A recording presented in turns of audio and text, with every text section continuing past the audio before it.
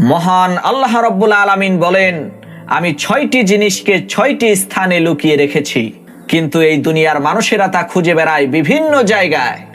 এক, আমি দ্বীন ইসলামকে লুকিয়ে রেখেছি ক্ষুধা, দারিদ্রতা আর ধৈর্যের মধ্যে, কিন্তু মানুষ তা খুঁজে বেড়ায় উদরপূর্তি আর সচ্ছলতার মধ্যে। দুই, আমি সম্মান লুকিয়ে রেখেছি শেষ রাতের ইবাদতের মধ্যে, কিন্তু মানুষ তা খুঁজে বেড়ায় শাসক, ক্ষমতাবান আর প্রভাবশালী লোকদের সাহচর্যে। তিন, আমি সুখ শান্তি লুকিয়ে রেখেছি জান্নাতে, কিন্তু মানুষ তা খুঁজে বেড়ায় দুনিয়াতে। চার, আমি বরত্ব লুকিয়ে রেখেছি বিনয় ও নম্রতার মধ্যে, কিন্তু মানুষ তা খুঁজে বেড়ায় গৌরব আর অহংকারের মধ্যে। পাঁচ, আমি ধনী হওয়া রেখেছি অল্প তুষ্টির মধ্যে, কিন্তু মানুষ তা খুঁজে বেড়ায় লোভ লালসার মধ্যে। ছয়, আমি দোয়া কবুল হওয়াকে লুকিয়ে রেখেছি হালাল রিজিকের মধ্যে, কিন্তু মানুষ তা খুঁজে বেড়ায় হারাম উপার্জনের মধ্যে।